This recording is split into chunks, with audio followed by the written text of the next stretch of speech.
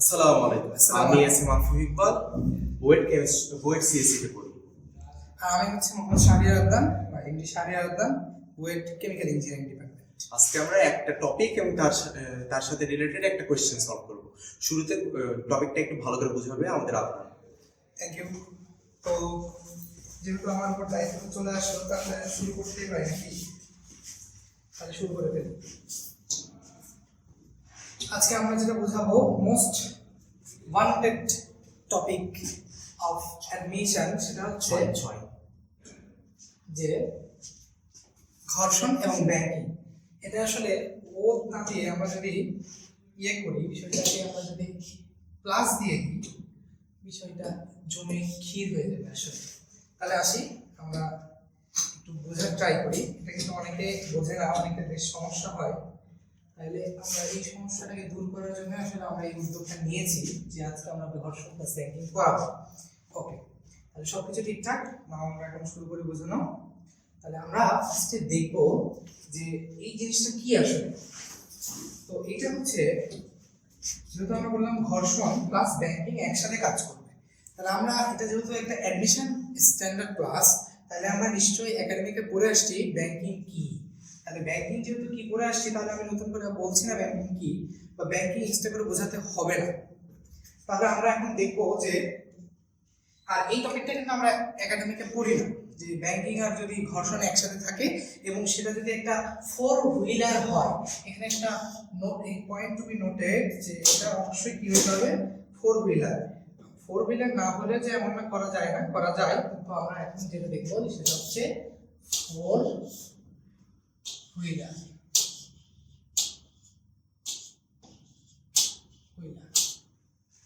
ওকে, তাহলে এখন আমরা দেখবো কি ফোর হুইলার। ওকে, তাহলে আমরা যেটা দেখতে চাচ্ছি সেটা হচ্ছে কি ব্যাংকিং প্লাস ঘর্ষণ। তাহলে এখানে কি হয়, এটা একটা রাস্তা, রাইট? এটা একটা রাস্তা।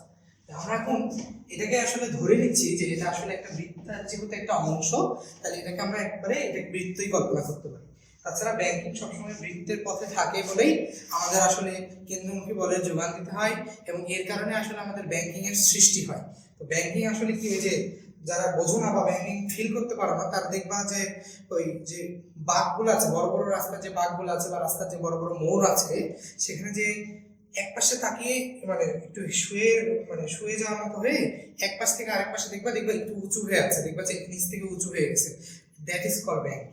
তাইলে আসলে আমরা ব্যাংকিং এর ক্ষেত্রে বিষয়টা শুধু বুঝলাম, তাহলে এখন একটু দেখার চেষ্টা করি যে কি হয়। তো আমরা এই বস্তুটা নিয়ে কাজ করবো, এটা একটা বডি। তো এটাকে যদি এটা একটা রাস্তা ধরে নিছে, হ্যাঁ, আমরা বোঝার সুবিধার্থে বেশ বড় করে দিছি, বিষয়টা কিন্তু এত বড় থাকে না, আমরা বোঝার সুবিধার্থে দিছি। তাহলে এই যে একটা বস্তু, এটাকে আমরা একটা ফোর হুইলার দিয়ে কল্পনা করছি, যেটা চার চাকারই জিনিস, কিন্তু এটাকে আমরা এই বস্তু দিয়ে কল্পনা করছি, আমাদের বোঝা নেই কথা, রাইট? তাহলে এখন দেখো যে কোন একটা বস্তু যদি থাকে, তাহলে তো তার ওজন ক্রিয়া করবে, রাইট? তাহলে অবশ্যই তার একটা কি ক্রিয়া করবে, ওজন ক্রিয়া করবে একবারে নিচের দিকে ওজনটা কি ক্রিয়া করবে বলো দেখি, এমজি ক্রিয়া করবে। ওকে, তাহলে ওজন এমজি ক্রিয়া করতেছে, এটা ওই তলের উপরে একটা কি দিচ্ছে, একটা বল দিচ্ছে না? তলের উপরে যেহেতু একটা বল প্রয়োগ করতেছে, তাহলে তল কি করবে, তলও তাকে একটা উলম্ব প্রতিক্রিয়া দেবে না? তল কিন্তু উলম্ব প্রতিক্রিয়াটা আবার ভেবো না যে সোজা দিতেছে, সোজা কিন্তু দেয় না। তল উলম্ব প্রতিক্রিয়া কোথায় দেয়? তল উলম্ব প্রতিক্রিয়া দেয় ওই মানে বস্তুটা যে তলে আছে, বস্তুর যে তলে আছে সেই তলে লম্ব বরাবর। তাহলে এখন এটা যদি একটা বস্তু হয়, তাহলে এটা ঠিক লম্ব বরাবর দিবে। একটু বাঁকা হয়ে গেল, একটু সোজা করে দেওয়ার ট্রাই করি। এটা হচ্ছে উলম্ব প্রতিক্রিয়া আর। ওকে ওকে, তাহলে আসলে যে উলম্ব প্রতিক্রিয়া আর, তাহলে এটা কি হইলো, এটা আর দিয়ে দিই।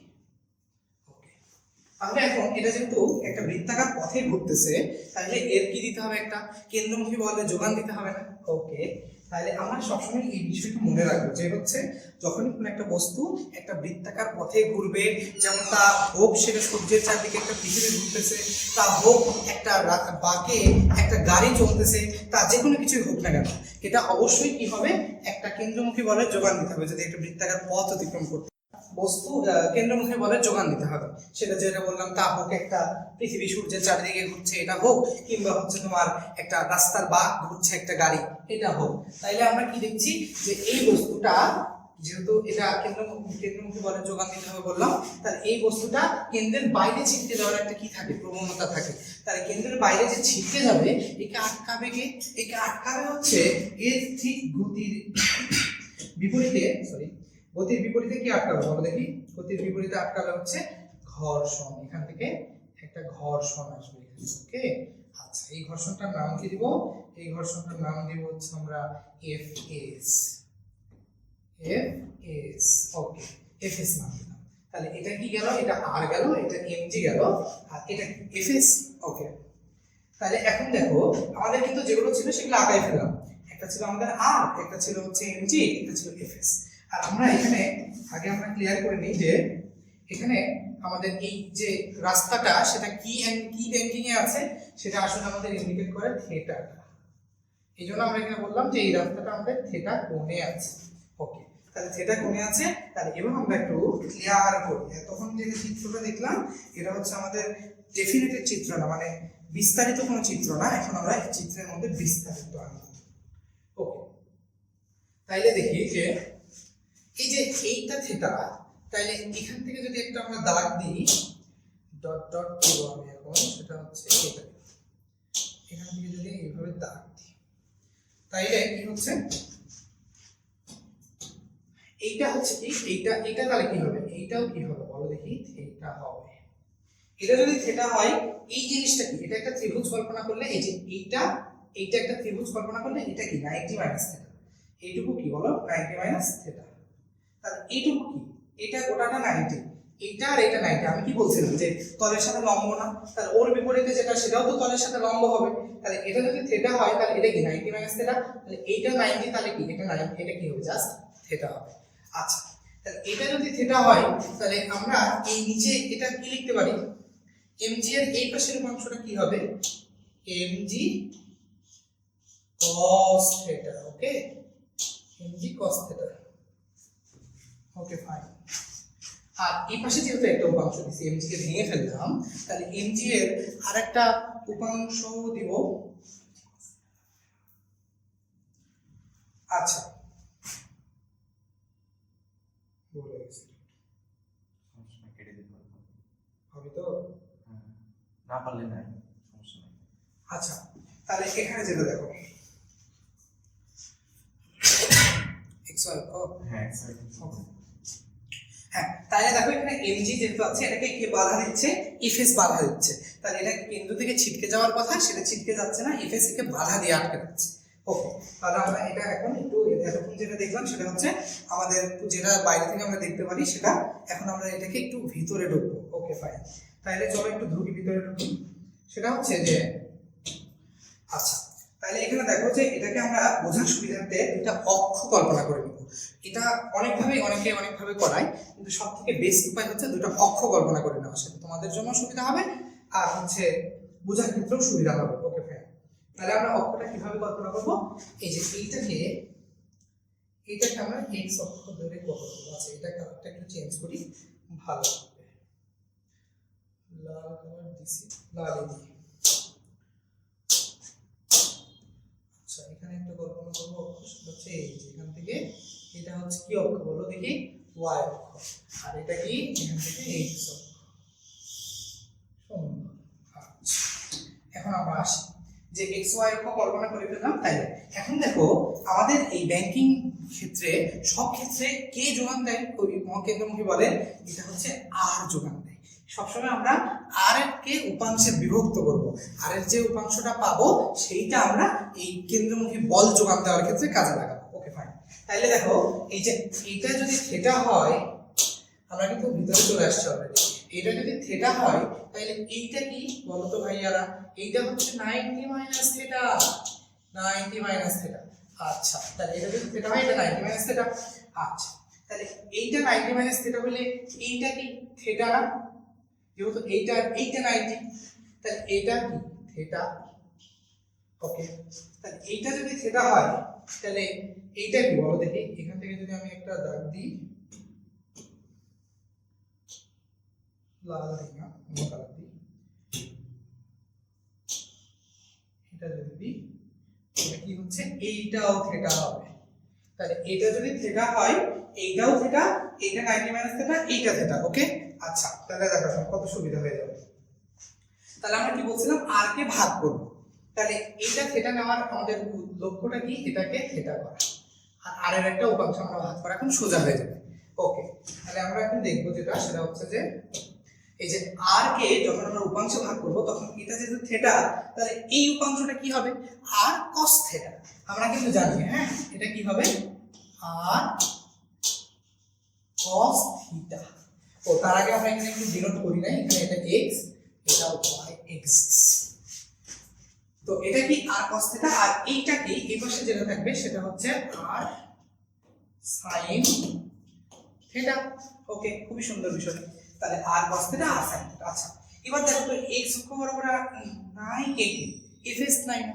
তাহলে fs কে কি করব, fs দুইটা উপরে নিয়ে যাব, এটা fs কেও ভাঙিয়ে দেব দুইটা উপাংশে। তাহলে fs কে দুইটা উপাংশে ভেঙে দিলে এই পাশে কি হচ্ছে, লাল কালি দিয়ে দেখি, এটা হচ্ছে f s, যেহেতু এটা থিটা তাহলে এটা উপাংশটা হবে fs cos থিটা। এইটা কি হবে, এইটা যেটা হবে সেটা হচ্ছে fs sin থিটা।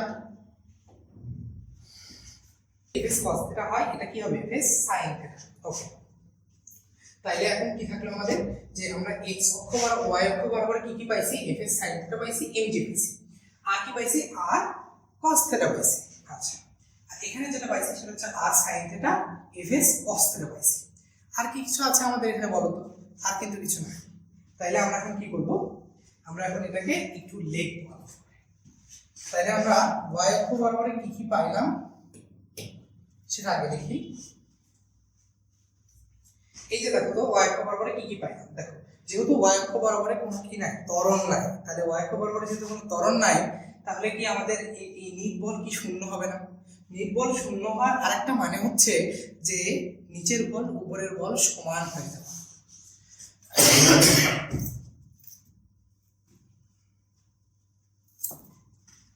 নিট বল শূন্য হওয়ার মানে কি, নিচের বল আর উপরের বল সমান হয়ে যাওয়া। তাহলে যেহেতু নিচের বল উপরের বল সমান হয়ে যাচ্ছে, সেহেতু কি এটা একটা উপর নিচ সাম্যাবস্থায় চলে আসছে।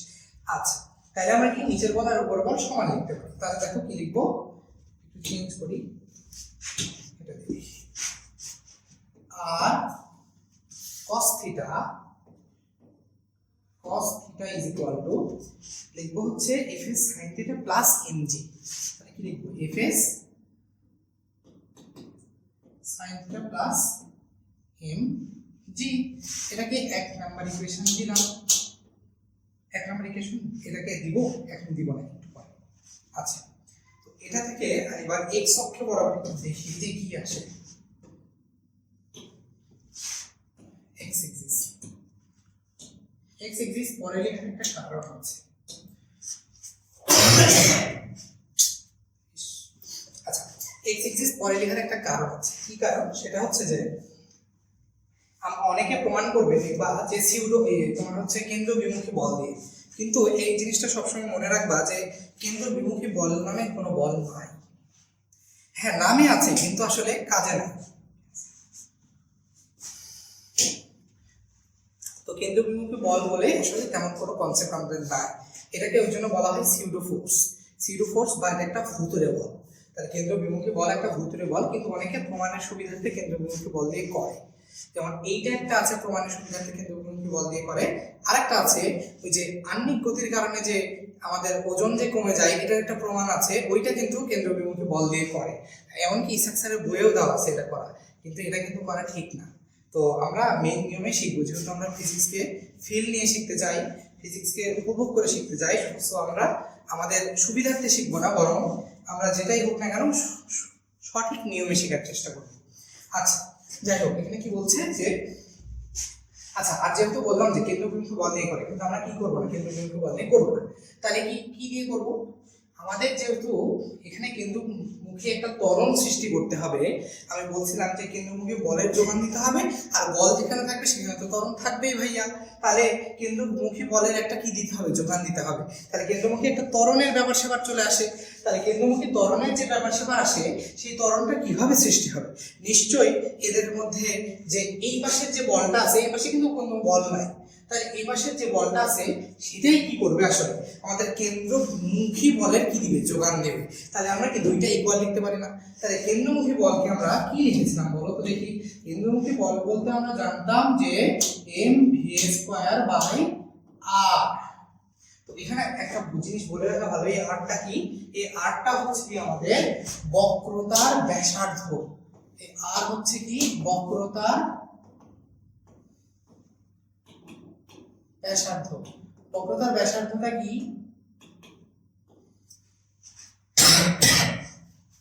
বক্রতার ব্যাসার্ধটা হচ্ছে যে আমরা যে বৃত্তপথে ঘুরতেছি সেই বৃত্তের ব্যাসার্ধকে আমরা বলি বক্রতার ব্যাসার্ধ। আচ্ছা, তো এখন এটা mv²/r, এটা ইকুয়াল টু আমরা কি লিখবো বলো দেখি। আর m তো হচ্ছে ওই বস্তুর ভর, আর হচ্ছে v হচ্ছে যে বেগে ঘুরবে সেটা। আচ্ছা, তো mv²/r ইজ ইকুয়াল টু আমরা কি এই পাশের বলগুলো লিখবো, মানে কি r sin theta plus fs cos theta, fs cos theta.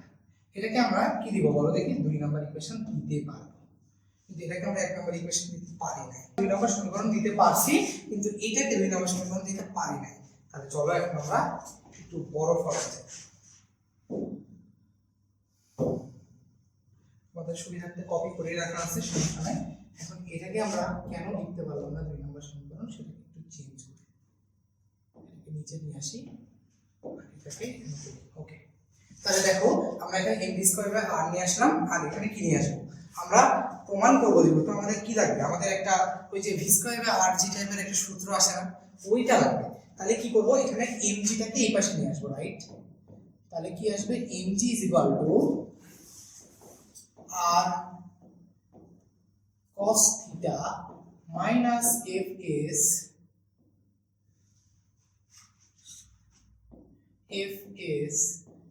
sin theta।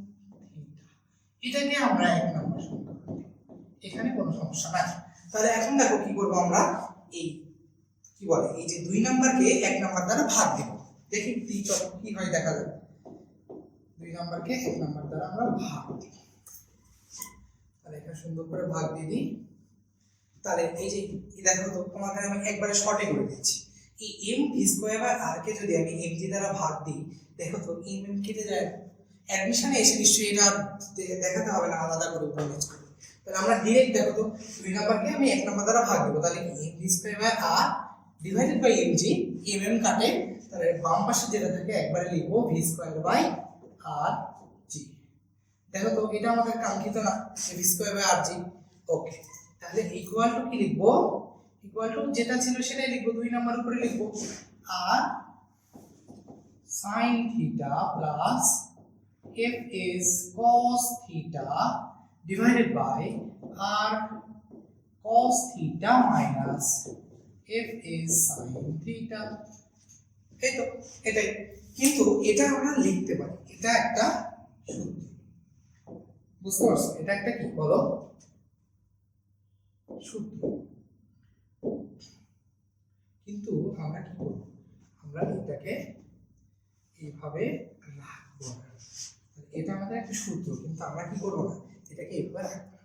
তাহলে আমরা কি করব, এটাকে আরো ছোট মুখস্থ করা যায় যেভাবে, সেভাবে আমরা নিয়ে আসবো। ওকে, দেখি চলো নিয়ে আসি। তাহলে এটাকে আমরা কি করব বলতো, পরবর্তী তাহলে আমরা আগের পৃষ্ঠায় কি দেখলাম, যে এই সূত্রটা পরের পৃষ্ঠায় একটু লিখে নিই। ওকে ফাইন, এটা এখানে আমি একটু বস করব,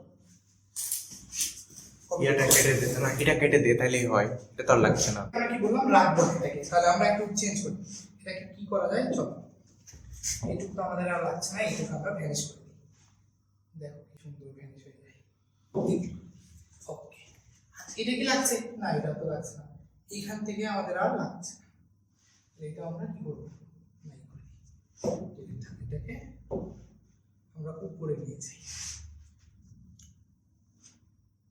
যাও, এটা আমরা কিভাবে পাইছি? 2 কে 1 দ্বারা ভাগ করে পাইছি। তাহলে 2 কে 1 দ্বারা ভাগ করে আমরা কি আনলাম যে b square by rg is equal to r cos sin theta plus fs cos theta divided by r cos theta minus fs sin theta. তাহলে এখন দেখো যে এটাই যেহেতু আমাদের মানে r আছে fs আছে fs আছে, এটাকে আমরা কি করতে যাচ্ছি? যেহেতু শর্ট ফর্মে নিয়ে আসবো সেহেতু আমরা এটাকে একটু এমন ভাবে নিয়ে আসবো যাতে আমরা কাটাকাটি করতে পারি। আচ্ছা, যেহেতু আমরা এটা মুখস্থ রাখতে যাচ্ছি, এবার আমরা দেখো তো এইখান থেকে আসি তো কি লেখা যায় দেখি, v square by rg is equal to r sin theta লিখলাম, আর আছে থাক সমস্যা নাই, r sin theta লিখলাম। fs যেটা আছে সেটাকে আমরা কি লিখতে পারি? ঘর্ষণ বলকে আমরা এভাবে লিখতে পারি না, fs is equal to ঘর্ষণ গুণাঙ্ক ইনটু উলম্ব প্রতিক্রিয়া r লিখতে পারি কিনা? এটা কিন্তু আমরা সব ক্ষেত্রেই লিখতে পারি। এটা আমাদের ধ্রুব সূত্র কথা বা ইউনিভার্সাল ট্রুথ। ওকে, ইউনিভার্সাল ট্রুথ, যেটা আমরা কি করতে পারি যে মিউ ইনটু আর লিখতে পারি। ওকে, তাহলে এটাকে R sin theta plus mu into R cos theta divided by R cos theta minus fs, এখানে একটু মিউ s দিয়ে দিই, মিউ fs দিয়ে তো আমরা চেঞ্জ করছিলাম। আচ্ছা, fs আবার লিখলাম। ওকে, মিউ s ইনটু আর ইনটু কি sin থিটা। ওকে, তাহলে এইবার দেখো তো আর আসছে না, তাহলে আমরা এখান থেকে এই আরটা কাটে বিভিন্ন কালারে কাটে শুভ্র মানে কেটে দিচ্ছি, আর কাটা। তাহলে কি কি থাকলো দেখি তো, যেটা থাকলো সেটা হচ্ছে sin theta plus us into cos theta divided by cos theta minus us into sin theta. খুব সুন্দর একটা ফর্ম আসছে। আচ্ছা, আর এই পাশে যেটা আসছিল v স্কয়ার বাই rg, সেটা v স্কয়ার বাই rg থাকবে। এইটা তো sin থিটা আর নিচে cos থিটা, এটা থাকলে আমরা দেখো তো দুই উপর নিচকে আমরা যদি লব এবং হরকে cos থিটা দ্বারা ভাগ দিই তাইলে কিন্তু আরো সুন্দর একটা ফর্ম আসে। এটাকে নিয়ে আসার জন্য আমরা যেটা করব সেটা হচ্ছে v square by rg cos theta দ্বারা ভাগ করব। তাহলে sin theta divided by cos theta plus mu s cos theta divided by cos theta divided by cos theta, একটু তোমাদের সুবিধার্থে একটু বড় করে লিখলাম, তাছাড়া এটা বড় করে লেখার কোনো মানে হয় না। mu s sin theta divided by cos theta, এখানে পাশেই লিখে ফেলি বিষয়টা। দেখো তো sin theta by cos theta কি হয়?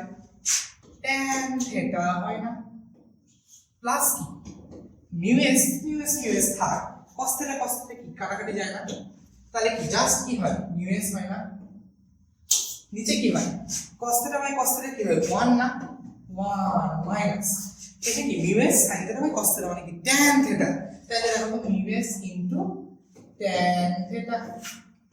তাহলে এই সূত্রটাই আমাদের কি আসে দেখি, চলো এটাকে একটু আমরা ছোট করার ট্রাই করি, ছোট করে উপরে তুলি।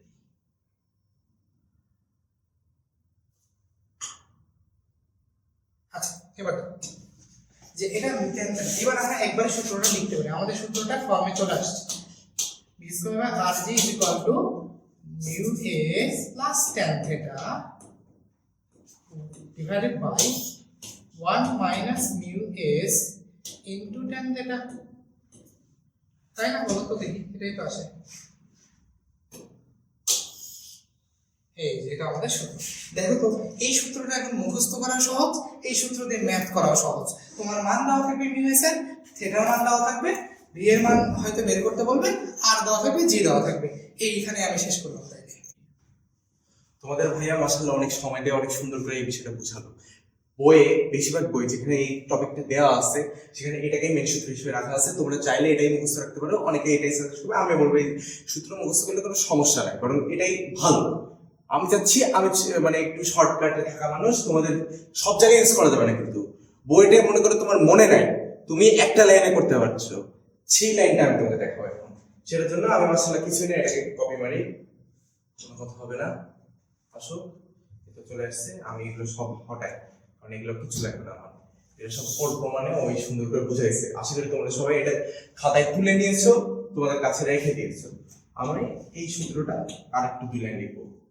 দেখো এটা এটা কি একটা ধ্রুব সংখ্যা না? মিউএস একটা ধ্রুব সংখ্যা।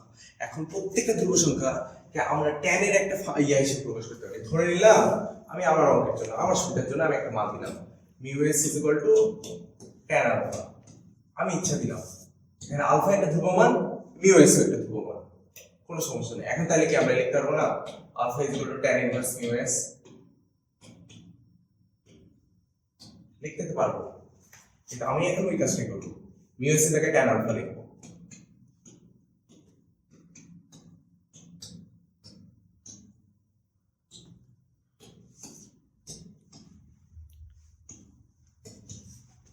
লেখাপড়াতে আমার সবই সুন্দর মাশাআল্লাহ। এই যে এখন এই সূত্রটা দেখে মনে হচ্ছে না tan a plus tan b divided by 1 minus tan a tan b। আচ্ছা এইটা তো ভুল লিখছি, এখানে প্লাস না, tan a tan b এটা কি সরাসরি লেখা যায় না? tan a plus b, এখানে a তো নাই, আলফা আছে, b তো নাই, থিটা আছে, তাই তো? কারণ আলফা কি ছিল আগে থেকে? না, ছিল কি? এটা ছিল না। এখন আমি সরাসরি এটা বসাই দিই, দেখো এত ছোট্ট একটা জিনিস হবে, এটা মুখস্থ করার কোনো বিষয় না।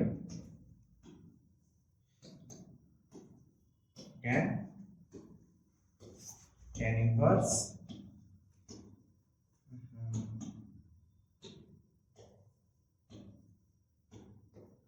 মিউএস প্লাস থিটা। কথাটা এটাই মেন সূত্র। যদি তুমি বলো আমি মুখস্থ রাখতাম, আমি নিজে এটা রাখতাম, কারণ এটা রাখার সুবিধা ইজি। এই সূত্রটা তোমরা চাইলে মুখস্থ রাখতে পারো। এখন আমার ওই এত সুন্দর করে বিষয়টা বোঝালো, আমি একটা কাজ করি, এটাকে বক্স করে নিই, বক্স করে দিই একটু সুন্দর করে। জানা সূত্র তো সূত্র জিনিসটা একটু আলাদা থাকলে দেখতে ভালো লাগে, ঠিক না? তাহলে এটা ভালো কিছু আমি এগুলো সব সরাই, সব ছোট করে দিই। আর এই জিনিসটা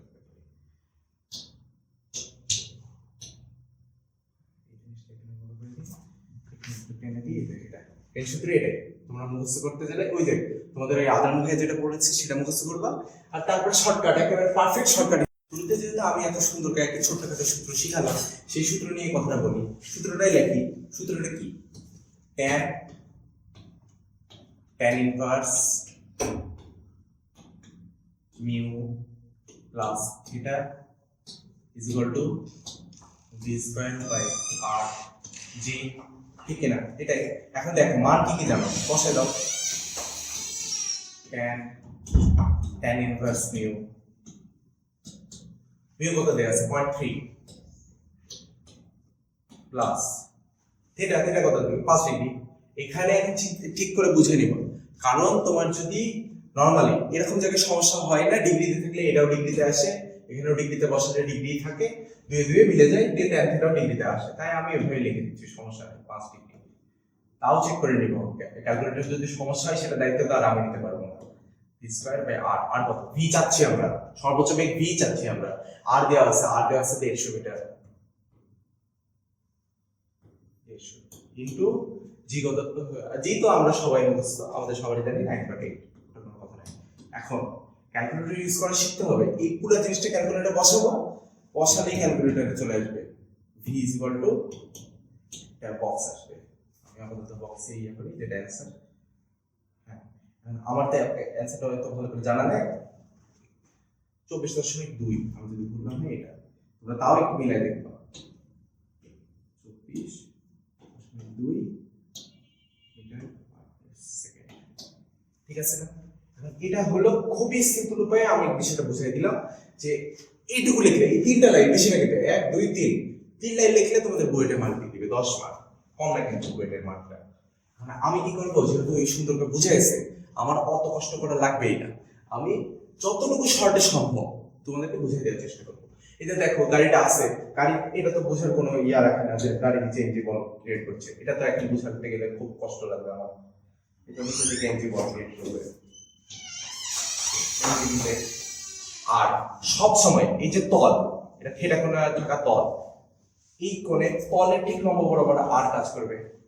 হ্যাঁ, আমি তো শর্টে ভালো জিনিস থাকছে কেন ইউজ করবো না, এটা এখানে আর কাজ করবে। তারপরে এই তল বরাবর যেদিকে সমস্যাটা হচ্ছে, আমরা তো নর্মালি গোল ইয়ে করতে গেলে ছিটকে ওই দিকে চলে যেতে চাই। গোল বাঁক ঘুরতে গেলে যে বাঁকের বিপরীত দিকে আমরা ছিটকে চলে যেতে চাই, সেটা বাধা থেকে এই ঘর্ষণ বল কোন বরাবর কাজ করে? তল বরাবর। এটা তল বরাবর, এটা এই বরাবর। এফএস ঠিক কিনা? খুবই সিম্পল, অতিরিক্ত ইজি জিনিস। মেনলি এই তিনটা বলই আছে। আমরা এই তিনটা বলকে একটা ওয়াই অক্ষ আর এক্স অক্ষ, এই দুই অক্ষ বরাবর খুবই সিম্পলি, উনি তো অনেক কষ্ট করে অনেক ভালোভাবে বুঝাইছে। আমি যত শর্টে করা যায়। তোমাদের মনে নেই, তোমাদের এখন 10টা মার্ক লাগবে না, তুমি ওই 3 লাইনে লিখতে পারছো না, তুমি এখন বড় করে লিখবা, তোমার 10টা মার্ক তুমি ঠিকই নিয়ে আসবে। দেখো, চেষ্টা করে দেখি, আমি এক্স অক্ষে ট্রাই করি। এক্স অক্ষে দেখো, এক্স অক্ষ না, ফার্স্টে আমি ওয়াই অক্ষ দিব, কারণ ওয়াই অক্ষে একটা সুন্দর ফ্যাক্ট আছে। এই যে ওয়াই অক্ষে দেখো, ওয়াই অক্ষ হচ্ছে উপর নিচে। এখন কি গাড়িটা উপরে উঠে যাচ্ছে বা নিচে উঠে যাচ্ছে তা তো না, উপরে নিচে বরাবর স্ট্রেটই এক লাইনে বরাবর যাচ্ছে, উপরে উঠছে না নিচে নামছে না, তাহলে মোট ত্বরণ কি? জিরো না? তারপর উপরে মোট বল, নিচে মোট বল জিরো না? তার জন্য কি করতে হবে? আমাকে খুবই তাড়াতাড়ি, অত টাইম দেওয়ার মতো টাইম নেই, আমাদেরকে উপাংশে ভাগ করে দিতে হবে। উপাংশে ভাগ করলে এই যে আর এটা থিটা হলে এটা 90 মাইনাস এটা, তাহলে এটা থিটা, তাহলে এটা থিটা, কথা শেষ। অত কষ্ট করে মনে রাখা যাবে না, এটাও থিটা। তাহলে এই দিক বরাবর থাকবে আর cos থিটা, আর cos থিটা। এই দিক বরাবর উপরের দিকে যদি আর cos থিটা থাকে, এই দিক বরাবর আর sin থিটা। তারপরে এখানে কোণের সাথে সবসময় cos হয়, এটা এখন যদি বুঝাই দিতে হয় খুবই কষ্টের বিষয় একটা। এখানে কালারটা চেঞ্জ করি, লাল কালার দিই, fs cos থিটা। তাহলে এই দিক বরাবর উপরের দিকে, তাহলে fs sin থিটা। যত ইজি, যত তাড়াতাড়ি করা যায়। আমরা উপাংশে ভাগ করা শেষ হবে, এখন x অক্ষ বরাবর y অক্ষ বরাবর আছে, আর আমি তোমাদের বুঝাই দিয়েছি যে y অক্ষ বরাবর নেট বল 0। তাহলে y অক্ষ বরাবর উপরে কয়টা বল আছে দেখো, আর cos theta, f sin theta. নিচের দিকে কয়টা বল আছে? একটা, এই যে। ঠিক? ভুল, খুবই বড় ভুল। দেখো, এই যে দাগের নিচের দিকে আছে fs, তাহলে fs sin থিটা অংশটা এটা কি উপরের দিকে কাজ করছে না নিচের দিকে?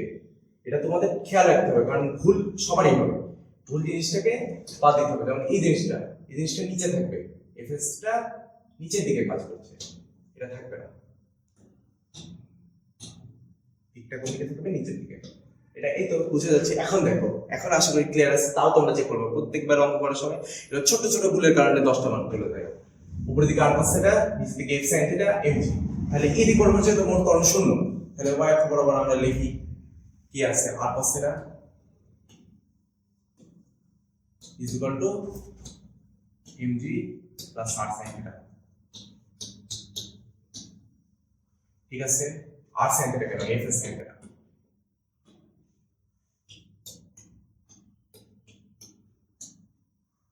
এটা থেকে ওই যত করে দিছিল কারণ সহ mg কে আমরা আলাদা করব, r cos theta minus f কে থিটা। এবার আমরা দেব x অক্ষ বরাবর। x অক্ষ বরাবর কিন্তু মোট বল লব্ধি 0 হবে না, বরং এখানে দুটো বল আছে, একটা দেখো আর sin theta, fs cos theta, এই দুটো বলের লব্ধি কেন্দ্রমুখী বলে যোগান দেবে। এটাই মেন সবচেয়ে বড় ফ্যাক্ট। এটাই মানুষজন ভুল করে, এই কেন্দ্রবিমুখী বল আনে, বিভিন্ন থিওরি ফোর্স আনে, দিয়ে অঙ্ক করতে গিয়ে কি যে বুবলেট করে আল্লাহ ভালো জানে। তাহলে আমরা আপাতত শর্টে সোজা লিখতে হবে, mv square by r equal to r cos theta, sorry r sin theta fs cos theta.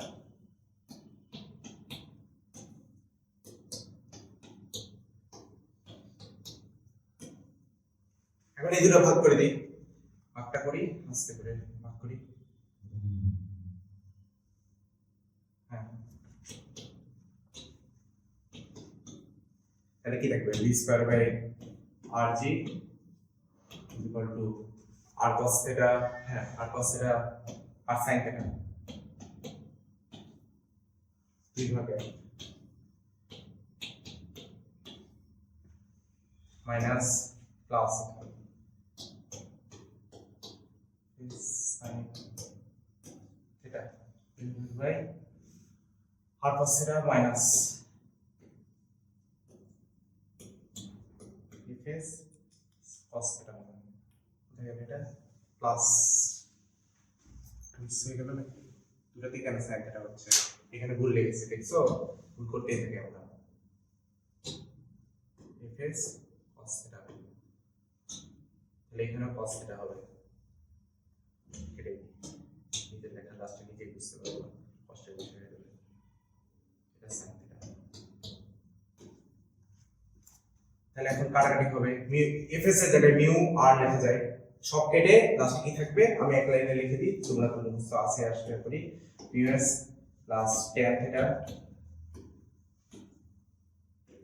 Plus 1 minus mu s tan theta এটা সূত্র এই সূত্রের প্রমাণটা যদি তোমরা না পারো পরীক্ষার হলে গিয়ে এইটুকু লিখলেও তো মার্ক দিবে পার্শিয়াল মার্কিংও দেওয়া আছে এটা করে সবগুলো মান বসাও দিয়ে ভি এর মান সরাসরি চলে আসবে 24.2 আমি যদি তুলনা হয় এটাই অ্যান্সার আশা করি ছোট্ট টপিকটা কিন্তু বড় না তোমাদের এই যে এইটুকুর মধ্যেও তোমরা বুঝে দেওয়ার কথা এইটুকু টপিক আমরা দুজন মিলে যতটুকু সম্ভব বোঝানোর চেষ্টা করছি আশা করি বুঝতে পারছো কোনো সমস্যা হলে আমাদের জানাবে বাই বাই